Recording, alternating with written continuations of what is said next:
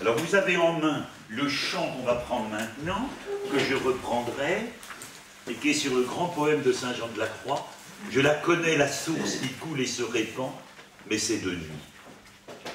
Et toujours ça se termine, mais c'est de nuit.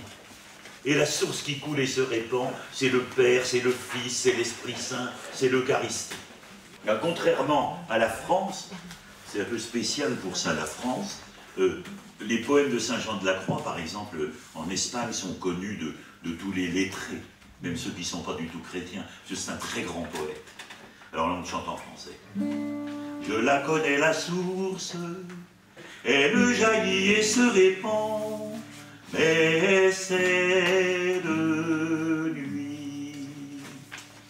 Je la connais, la source, elle jaillit et se répand, mais c'est de nuit. Cette éternelle source est bien cachée, et cependant j'ai découvert sa demeure. Mais c'est de nuit.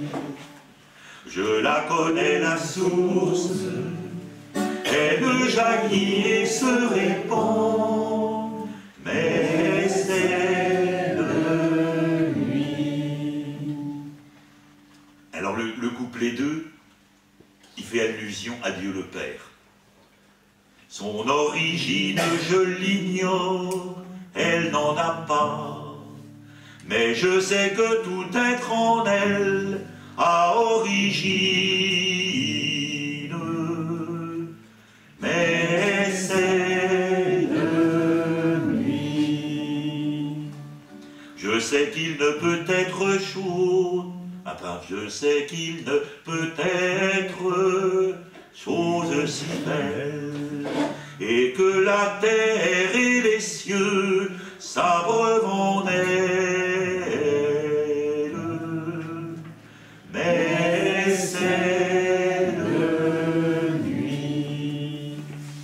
Je la connais, la source, elle jaillit et se répand, mais c'est de nuit.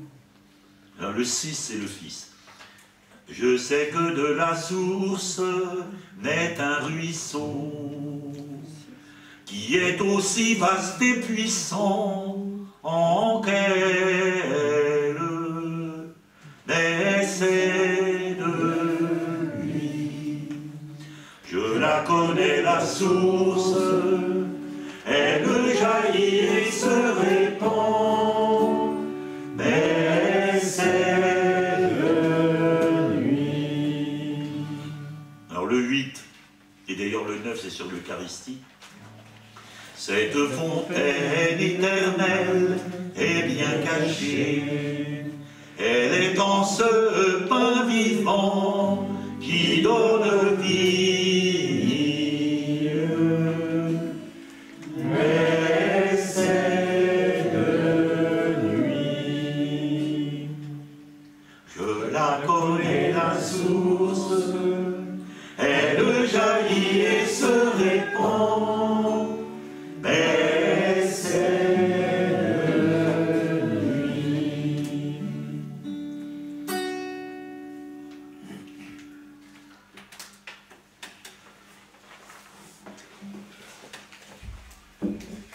Sainte Jeanne d'Arc, priez pour.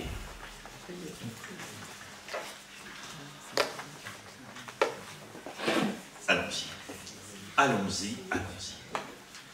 Cardinal Martini, jésuite qui fut pendant 20 ans archevêque de Milan, sous Jean-Paul II en gros. Je connais Thérèse depuis mes 12-13 ans, je la relis continuellement, j'y trouve toujours quelque chose de nouveau.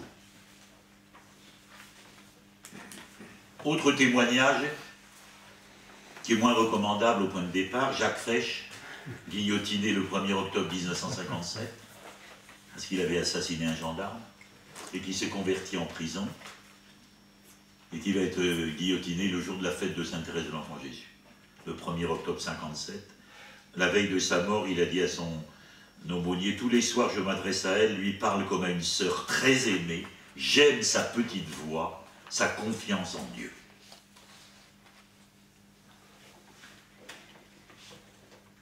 Le 17 juillet 1897, c'est-à-dire 2 mois et demi avant sa mort, Sainte Thérèse écrit, mais là c'est ce qu'on appelle le carnet jaune, c'est-à-dire c'est pas elle-même qui a écrit, mais c'est ses sœurs qui, l'entendant, ont écrit après, donc ça n'a pas la même valeur, mais enfin, je sens que je vais entrer dans le repos, mais je sens surtout que ma mission va commencer, faire aimer le bon Dieu comme je l'aime, donner ma petite voix aux âmes.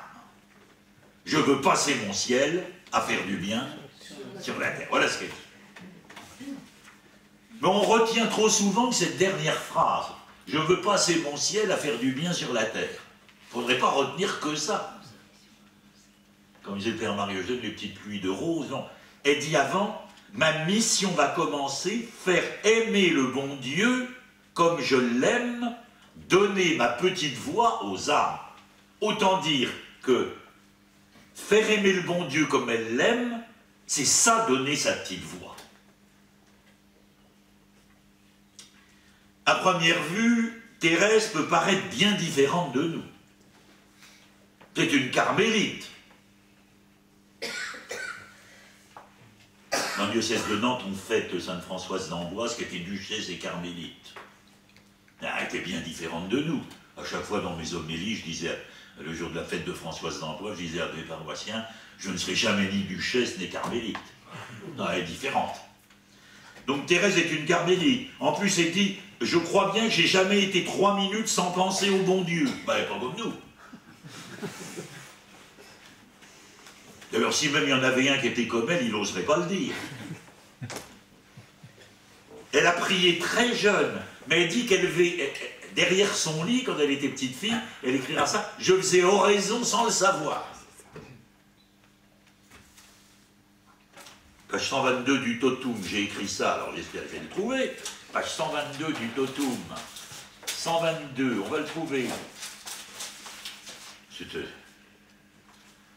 À cette époque, personne ne m'avait encore enseigné le moyen de faire oraison. J'en avais cependant bien envie, mais Marie, me trouvant assez pieuse, ne me laissait faire que mes prières. Un jour, une de mes maîtresses de l'abbaye, c'est son école, me demanda ce que je faisais les jours de congé lorsque j'étais seul. Je lui répondis que j'allais derrière mon lit, dans un espace vide qui s'y trouvait, et qu'il m'était facile de fermer le rideau, et que là, je pensais. Mais à quoi pensez-vous, me dit-elle? Je pense au bon Dieu, à la vie, à l'éternité, enfin je pense.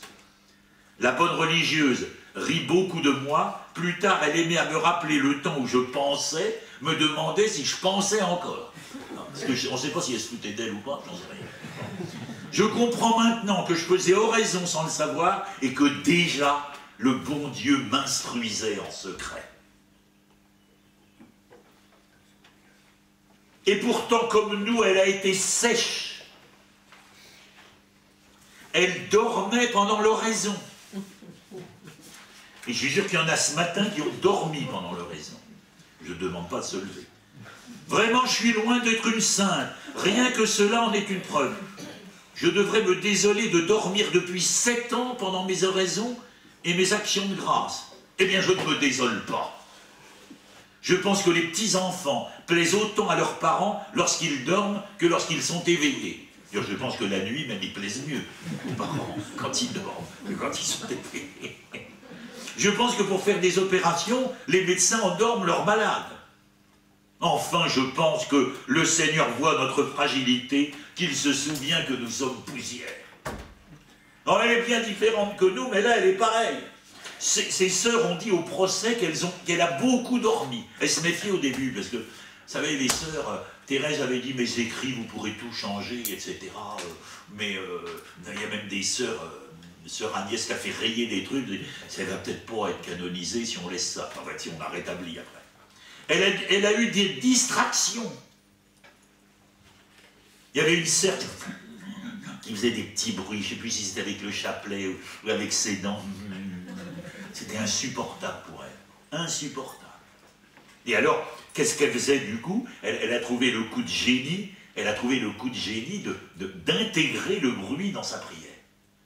Je te prie pour ma sœur. Ou alors elle disait, je m'imagine que c'est un très beau concert. On a pour le moment à la maison des prêtres de Souveil. Ouais, mais je suis enregistré, non, alors je dis pas. Alors, il n'y a rien de grave. On a un frère qui chante, mais c'est une catastrophe. Il aime chanter.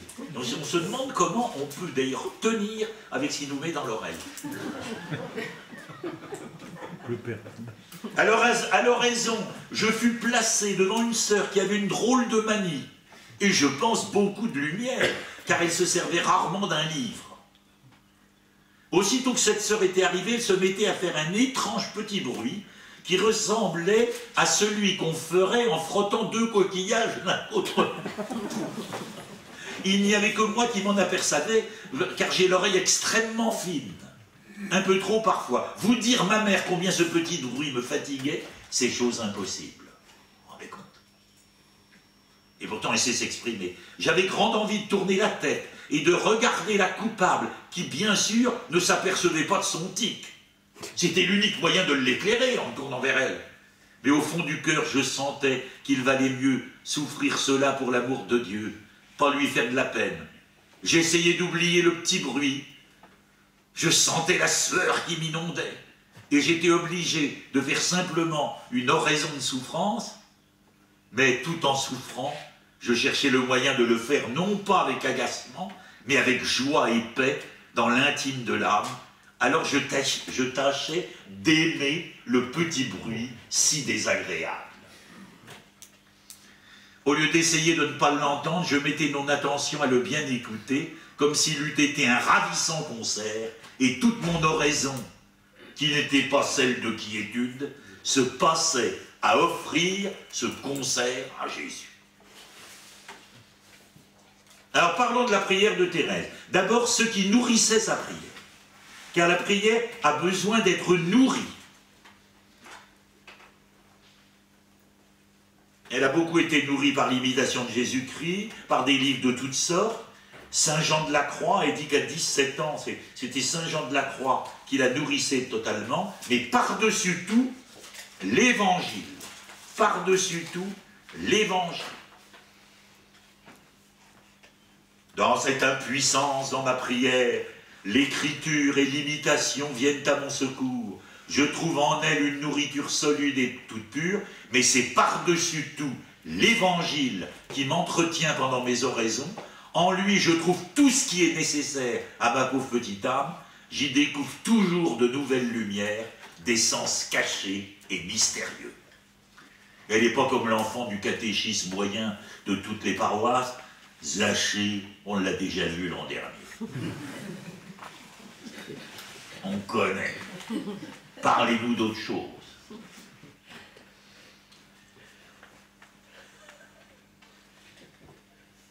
Alors que le très grand dominicain, le père Lagrange, qui a fondé l'école biblique de Jérusalem, constate dans un de ses textes que personne à Rome ne connaît l'hébreu, Thérèse dit à sa sœur Céline, « J'aimerais étudier l'hébreu et le grec afin de pouvoir lire la parole de Dieu tel qu'il daigna l'exprimer dans le langage humain. » Elle aurait aimé apprendre le grec et l'hébreu. Et le 15 mai, dans le carnet jaune, ses sœurs ont noté ça, « Pour moi, je ne trouve plus rien dans les livres, si ce n'est dans l'Évangile, ce livre-là me suffit. »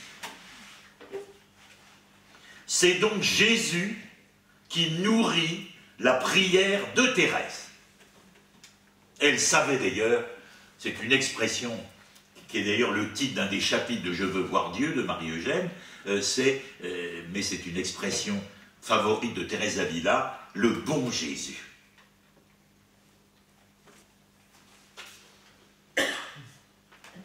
Alors j'ai oublié, je me rends compte maintenant, j'ai oublié une Bible.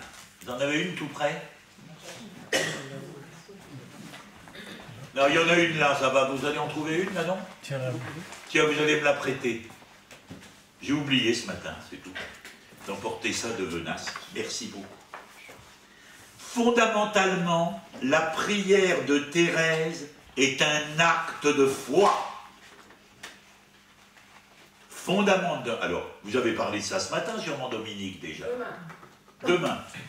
Mais vous le direz. Les préliminaires ce matin. C'était les préliminaires. D'accord. Magnifique. Alors,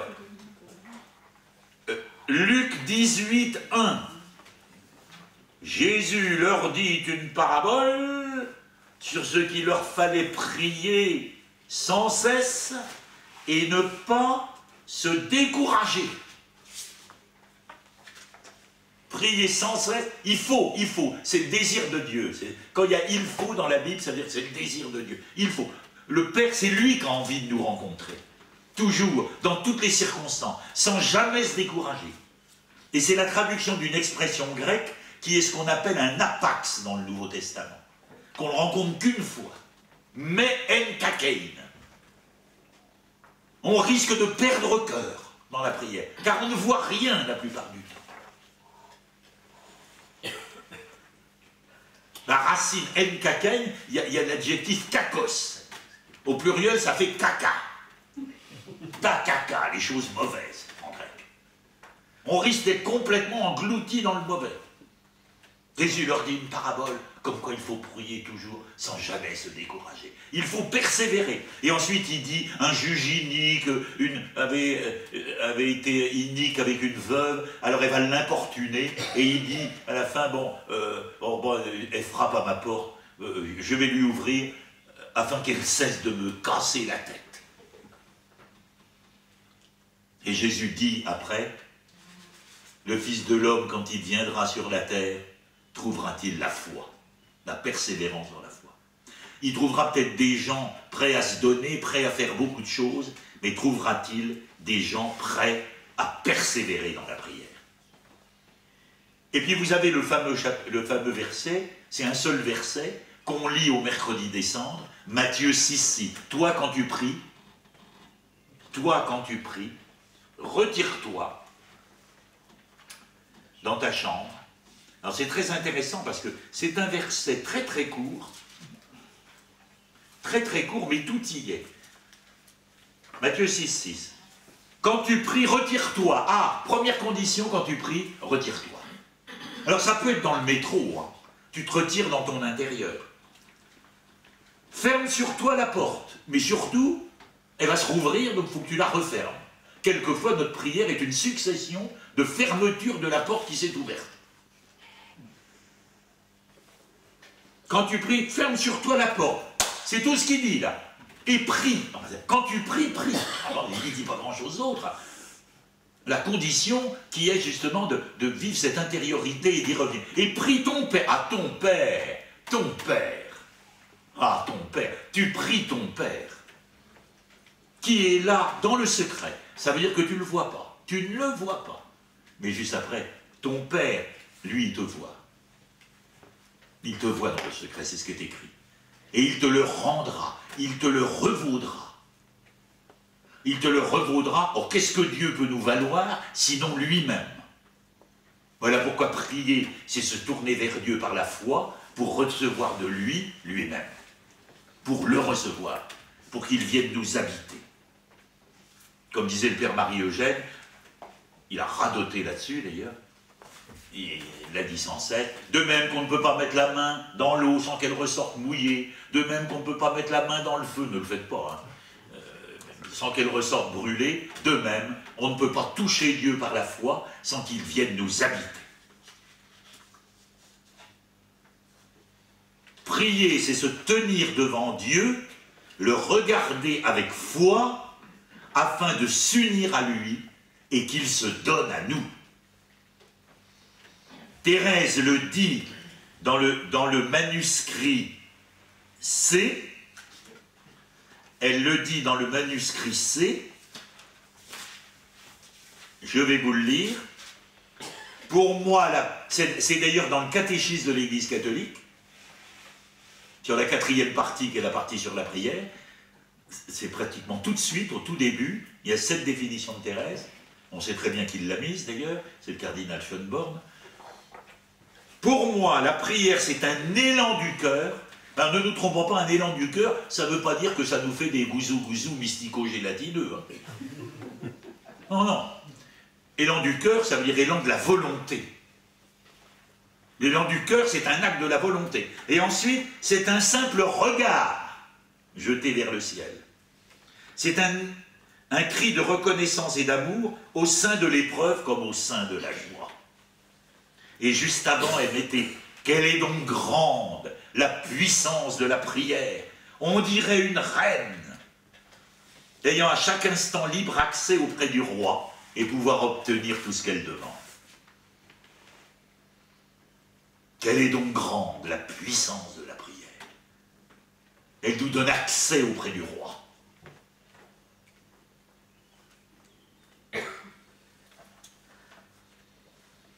Quelle est donc grande la puissance de la prière! Elle nous donne accès auprès du roi.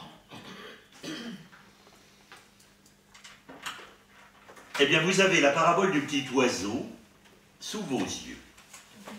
Et je vais vous commenter rapidement la parabole du petit oiseau, où le père Marie-Eugène dit que quand il en a eu connaissance, il est tombé en arrêt.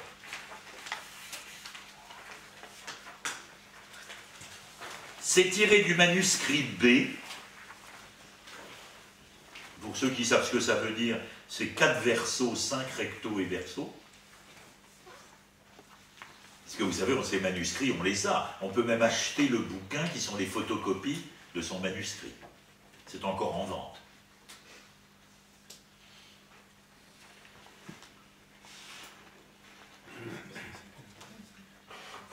Elle parle de sa prière, et c'est fou ce qu'on peut tirer de ça. Alors, je ne vais pas tout lire, je vais souligner les choses importantes. Vers la 5e ligne, on va commencer de. Comment une âme aussi imparfaite que la mienne peut-elle aspirer à posséder la plénitude de l'amour? Ô Jésus, mon premier, mon seul ami, toi que j'aime uniquement, dis-moi quel est ce mystère. Pourquoi ne réserves-tu pas ces immenses aspirations aux grandes âmes, aux aigles qui planent dans les hauteurs? Moi, voilà, moi je me considère comme un faible petit oiseau couvert seulement d'un léger duvet. Je ne suis pas un aigle.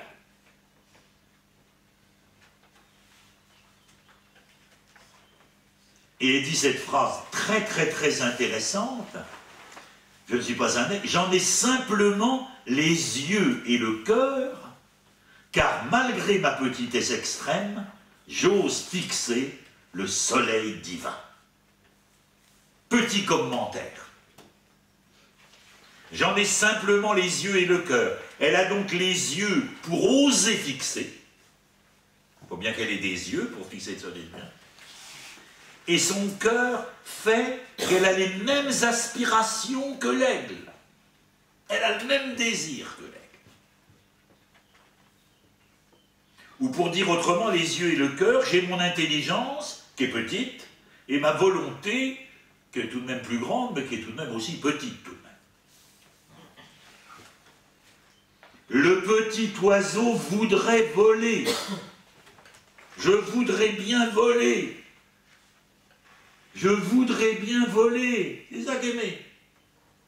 Et 3 lignes après, hélas, tout ce que Pile peut faire, c'est de soulever ses petites ailes, mais s'envoler, ce n'est pas en son petit pouvoir. Oh, vous êtes là, vous êtes à l'oraison, vous aimeriez vraiment aller vers Dieu, alors vous soulevez vos petites ailes, et puis c'est tout, quoi. Là, vraiment, vous êtes fatigué au bout d'un moment de soulever les petites ailes. Comme disait mon grand-père, j'en ai marre d'être moche. J'ai dit ça un jour en confession à quelqu'un. En fait, madame, vous en avez marre d'être moche. Elle avait compris. Hein, prenez pas ça pour bon. Hélas, tout ce qu'il peut faire, c'est soulever ses petites ailes. Ah, il le fait tout de même. Ça veut dire qu'elle fait avec ténacité des actes de foi et d'amour. Puisqu'elle a les yeux et le cœur. Elle fait avec ténacité des actes de foi et d'amour.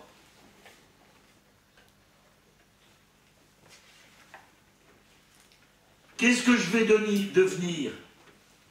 Mourir de chagrin en me voyant aussi impuissante?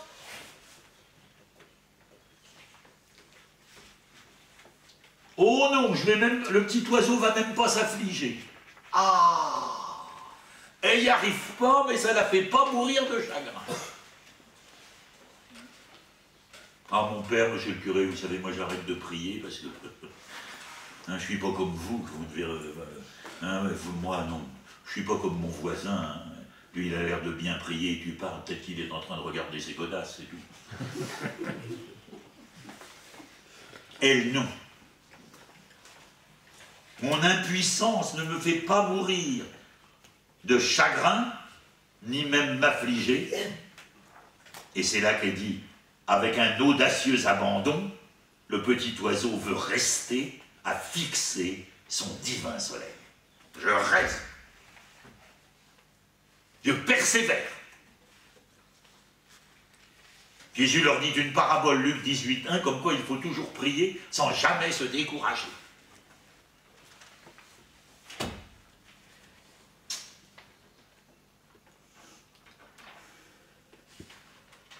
Rien ne saurait l'effrayer, ni la pluie, ni le vent. Et si de sombres nuages viennent à cacher l'astre d'amour, le petit oiseau ne change pas de place. Je ne change pas de place. Dans le vent, la pluie, tous les embêtements de toutes sortes, vous savez, quand on est à persévérer dans la prière, ben, je suis sûr que vous êtes comme moi, on se dit à un moment, ben, je perds mon temps, alors j'arrête. Puis j'ai beaucoup de choses à faire. Puis souvent, à la place de la prière, on veut pas grand-chose. Pas toujours. C'est le père Caffarel qui disait, supposez qu'on vous donne une 25e heure, vous ne l'utiliseriez pas pour la prière. Je ne sais pas s'il y a beaucoup de chrétiens qui font 1 heure de prière quand on change d'horaire en fin octobre. Hein. Ah, il y a 1 heure de plus. Ah, il y a 1 heure de plus.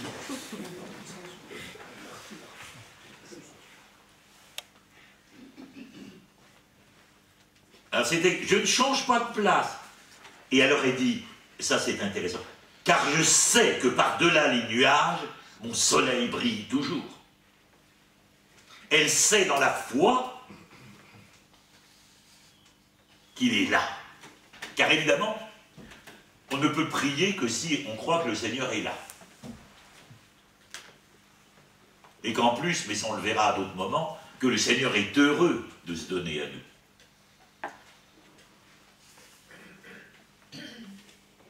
Bon, vous savez, à Notre-Dame de Vie, alors, bon, c'est dans notre... On n'est pas meilleur que les autres, mais le Seigneur donne ce qu'il ordonne, donc on fait 2 heures d'oraison par jour, et puis quand on est en ermitage, on essaye d'en faire 4. Hein.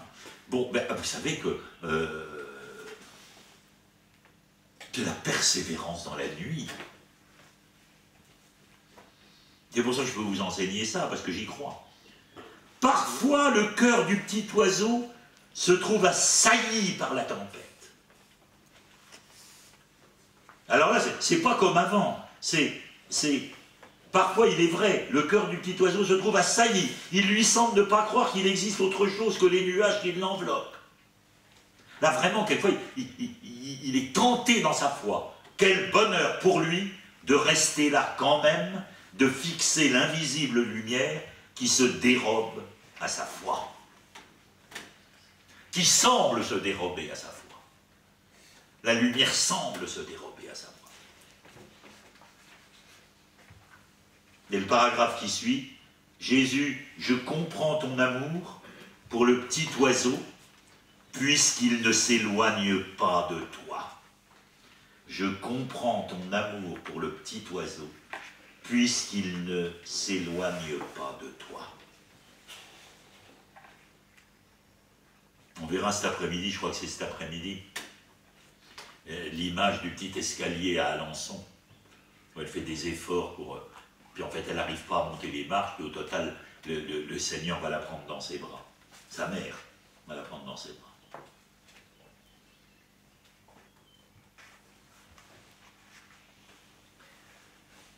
Alors attention, il s'éloigne pas de toi. Oh bah attends, elle va tout de même dire, je le sais, tu le sais aussi souvent, je me laisse un peu distraire de mon unique occupation, je prends une petite graine à droite et à gauche, je cours après un petit verre, puis je rencontre une petite flaque d'eau, je mouille mes plumes, je vois une fleur qui me plaît, enfin ne pouvant planer comme les ailes, je m'occupe des bagatelles de la terre. Ah bah oui.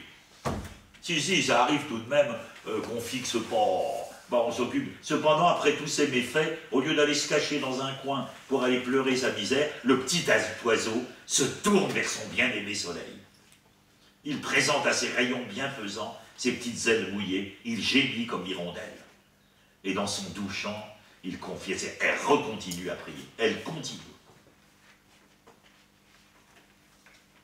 On va regarder l'autre part.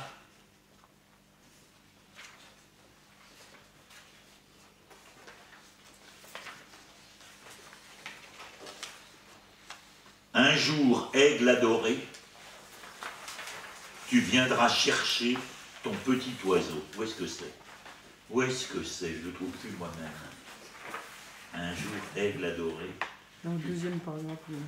Dans le deuxième paragraphe du verso? C'est toi l'aigle adoré. L'avant-dernier paragraphe. Ah oui.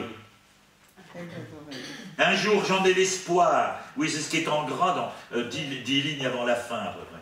Tu viendras chercher ton petit oiseau et remontant avec lui au foyer de l'amour, tu le plongeras pour l'éternité dans le brûlant abîme de cet amour auquel il s'est offert en victime. Ô Jésus, que ne puis-je dire à toutes les petites âmes, combien ta condescendance est ineffable. Je sens que si par impossible, tu trouvais une âme plus faible, plus petite que la mienne, tu te plairais à la combler de faveurs plus grandes encore, si elle s'abandonnait avec une entière confiance à ta miséricorde infinie. Et la fin, les 3 dernières lignes, oui, je le sais, je te conjure de le faire, je te supplie d'abaisser ton regard divin sur un grand nombre de petites âmes, je te supplie de choisir une légion de petites victimes dignes de ton amour. Et vous savez que l'aigle adoré, il vient chercher le petit oiseau, on peut l'espérer à notre mort, mais aussi dans la vie de tous les jours.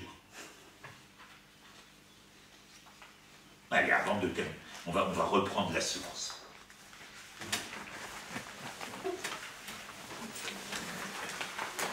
Parce que la source, c'est précisément ce qu'on contemple.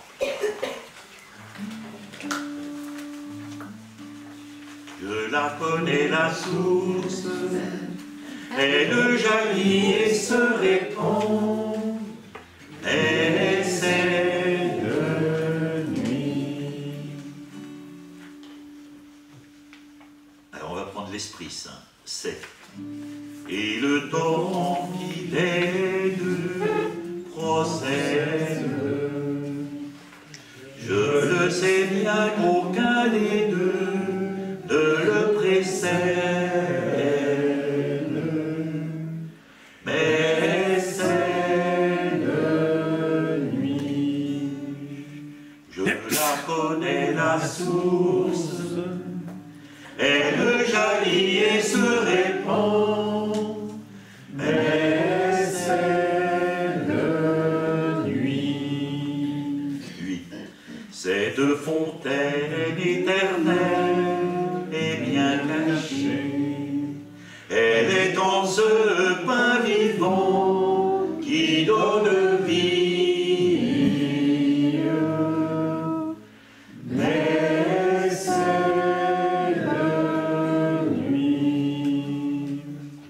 Je la connais, la source, elle jaillit et se répand, mais c'est de nuit. Elle crie vers les créatures, les âmeront, à s'abreuver mais à l'obscur de son eau vive. Mais c'est de nuit. Je la connais, la source, elle jaillit et se répand,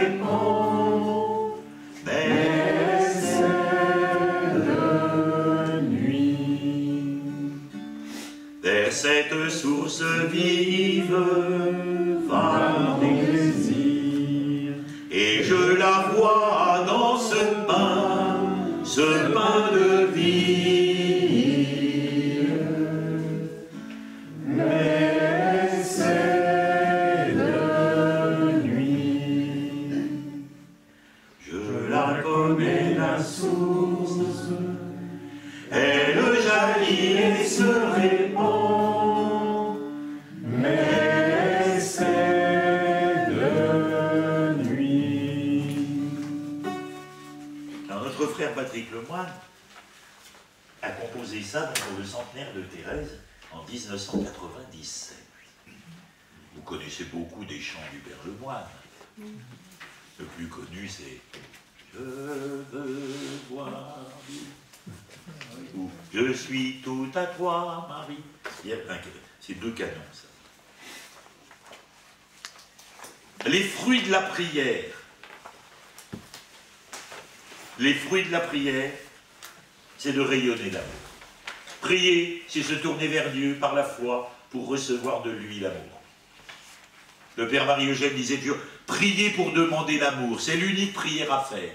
Pour les âmes que j'aime, je ne puis que demander l'amour. Quand vous êtes inquiet pour quelqu'un, demandez pour lui l'amour. Demandez Dieu. Les fruits de la prière. Manuscrit C, 22 versos. Manuscrit C, 22 versos. Ça, c'est des grands textes de Thérèse. Manuscrit C, 22 versos. Ma mère, depuis que j'ai compris qu'il m'était impossible de rien faire par moi-même, la tâche que vous m'avez imposée ne me parut plus difficile. Le Seigneur me demande quelque chose d'impossible, de très difficile, mais puisqu'il me le demande, il va m'aider, et donc, la tâche impossible ne me parut plus difficile. C'est extraordinaire, ça. Elle dit à un autre endroit, les œuvres éclatantes nous sont interdites. Car quand on veut faire des œuvres éclatantes et que ça vient de nous-mêmes, c'est souvent l'orgueil qui est là, et ça n'aura pas de fruits spirituels. En revanche, si le Seigneur le demande, il nous donnera la force. Donc la grande question, disait le Père Marie-Eugène, la grande question, c'est de savoir quelle est la volonté de Dieu sur nous. Allez, continue. J'ai senti que l'unique chose nécessaire était de m'unir de plus en plus à Jésus et que le reste me serait donné par surcroît. Quand j'ai eu à préparer ça, alors pas pour tout, mais certains moments, j'ai dit, qu'est-ce que je vais leur dire? Oh là là, le Père Marie-Eugène, quand il faisait des retraites, il disait, oh là là là là. Élie, il était nourri par des corbeaux, il dit, moi je suis Élie, il avait leur parler, j'espère que les corbeaux vont venir, mais les corbeaux n'ont pas de frigidaire, donc il n'y a pas de réserve, donc ça va être au dernier moment souvent. Dernier moment. J'ai senti que l'unique chose nécessaire était de m'unir de plus en plus à Jésus et que le reste me serait donné par surcroît. S'unir à Jésus, c'est ça la prière. Même si vous êtes dans le métro, ou si vous faites une prière d'un dixième de seconde, dans la cuisine. En effet, c'est incroyable cette phrase, surtout qu'elle pèse les mots. Jamais mon espérance n'a été trompée. Le bon Dieu a daigné remplir ma petite main autant de fois qu'il a été nécessaire pour que je nourrisse l'âme de mes sœurs. Alors en même temps, il faut travailler tout de même. Je me rappelle, c'était raconté par un prédicateur du renouveau charismatique, j'ai entendu ça il y a bien 35 ans, un prêtre qui a l'effusion de l'esprit, c'est l'essentiel, c'est la prière, l'essentiel, c'est la prière, l'essentiel, c'est la prière. Alors, il prie toute la semaine, et le dimanche, il lit l'évangile, et à la fin de l'évangile, il se tourne vers l'Esprit Saint, et il dit, Esprit Saint, inspire-moi ce que je dois dire à mon peuple. Tu leur diras, je ne suis qu'un paresseux. Ah, vous travaillez tout le monde. Et quelquefois, dans une telle pauvreté qu'on ne sait pas par où commencer le travail. Alors là, oui. Le bon Dieu a daigné remplir ma petite main autant de fois qu'il a été nécessaire pour que je nourrisse l'âme de mes sœurs. Donc c'est au sens général. Quand j'étais jeune prêtre, vous comprenez, je faisais des réunions de parents de baptême. J'étais content de mes petits topos. Hein. Enfin, quand on a 40 ans d'expérience après, on sait que les beaux topos qu'on a faits, apparemment, n'ont servi à rien. Alors on est d'une pauvreté avant la réunion. On est acculé où à dire des banalités. Donc les gens seront contents, parce qu'en première instance, ils seront contents. En seconde instance, ils diront, ce curé, il n'a rien à nous dire. Mais en première instance, quand on dit des banalités, ils sont contents. Oh, ils ont mis des enfants, comment vous allez les habiller? Très bien. Bon.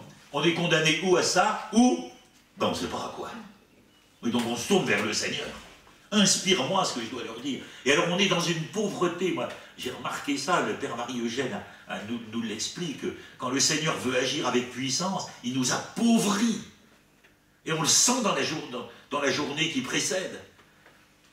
On est pauvres. Alors on prie simplement. Et puis alors, dans la réunion, ils peuvent passer des merveilles. Alors on va se coucher un peu content tout de même.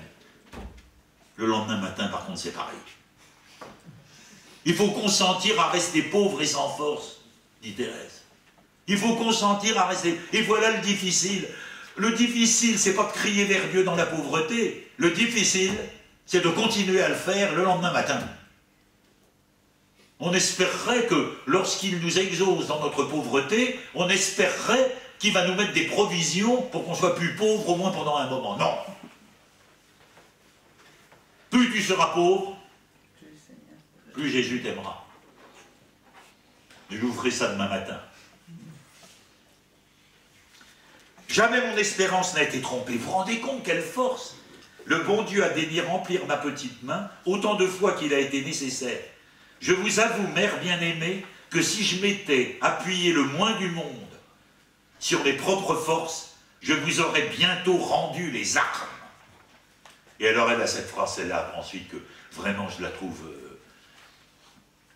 bouleversante. De loin, cela paraît tout rose de faire du bien aux âmes. Et elle parle des petites bonnes sœurs. Ah, vous comprenez, quand vous êtes en paroisse, de loin, ça paraît tout rose de faire du bien aux âmes, de leur faire aimer Dieu davantage. Dieu a choisi et faire aimer la voix. Oh, de loin, ça paraît tout rose. De les modeler. De près, c'est tout le contraire. Le rose a disparu. On sent que faire du bien, c'est chose aussi impossible sans le secours du bon Dieu que de faire briller le soleil dans la nuit. Par nos propres forces. Alors quand les gens disent c'est difficile de faire les catéchismes, les filles de ça a toujours été, c'est pas difficile, c'est impossible. Mais elle dit, depuis que j'ai compris que ça m'était impossible de le faire par moi-même, ça ne me paraît pas difficile parce que j'ai senti que l'unique chose c'était de m'unir de plus en plus à vous. C'est pourquoi j'avoue, non, j'aimerais bien que ce soit pas enregistré, mais enfin tant pis, j'en ai un peu marre, vous savez, des trucs. C'est très à la mode, on nous dit tous les trucs d'évangélisation. Je ne donne pas de détails parce que je serais peut-être injuste. Je suis plutôt un disciple de ça. Mais ça ne veut pas dire qu'il faut se tourner les pouces. Hein.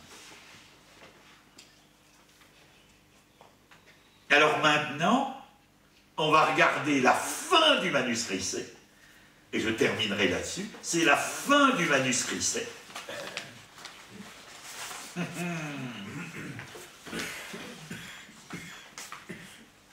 Je demande à Jésus de m'attirer dans les flammes de son amour, de m'unir si étroitement à lui qu'il vive et agisse en moi. Et alors elle a commenté ce passage du cantique, attirez-moi, attire-moi, nous courrons.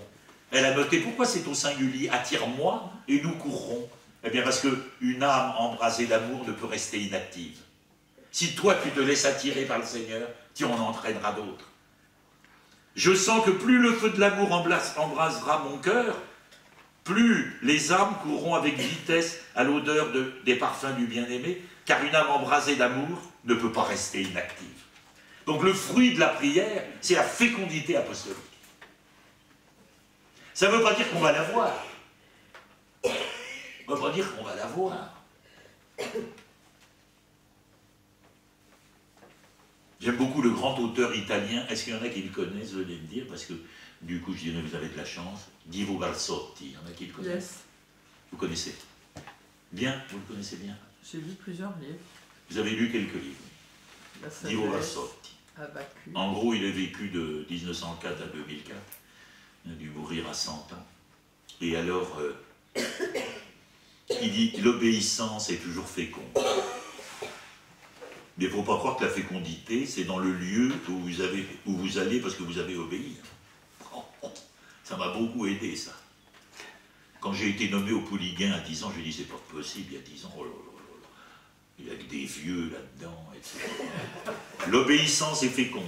Et puis, l'évêque de Nantes, ils sont malins, les évêques. Quand je lui avais dit, vous m'avez envoyé dans un truc où il y a que des vieux, hein, il m'avait dit, Bernard, vous ferez beaucoup de bien aux petits-enfants avec leurs grands-parents. Ils ont les bonnes réponses, ils sont bons, les évêques. Bon, enfin bref, je vais pas. Bon. Mais Divo Barsotti, non, c'est pas forcément au lieu où on va par obéissance, c'est dans le corps du Christ. Une âme embrasée d'amour ne peut rester inactive. C'est toujours dans la foi. D'ailleurs, Divo Barsotti dit cette chose. Vous voulez savoir si votre foi est la première et presque la seule fécondité visible de votre foi, c'est que vous continuez à croire. Ça, c'est génial. Le fait que vous continuez à croire, vous vous en rendez pas compte, mais c'est un fruit de votre foi. Alors maintenant, c'est le fameux passage sur lequel j'arrête vraiment. N'est-ce point dans l'oraison que les saints Paul, Augustin, Jean de la Croix, Thomas d'Aquin, François, Dominique et tant d'autres ont puisé cette science divine? Alors, elle cite que des saints actifs. Paul, Augustin, Jean de la Croix, Thomas d'Aquin, François, d'Assise, Dominique. Un savant a dit, donnez-moi un levier, un point d'appui, et je soulèverai le monde. C'est ce que dit Archimède. Hein. Donnez-moi un levier, un point d'appui, et je soulèverai le monde. Ce qu'Archimède n'a pu obtenir parce que ça demande de s'adresser point à Dieu, les saints l'ont obtenu dans toute sa plénitude, alors le Tout-Puissant leur a donné pour point d'appui, pour soulever le monde, le point d'appui c'est quoi?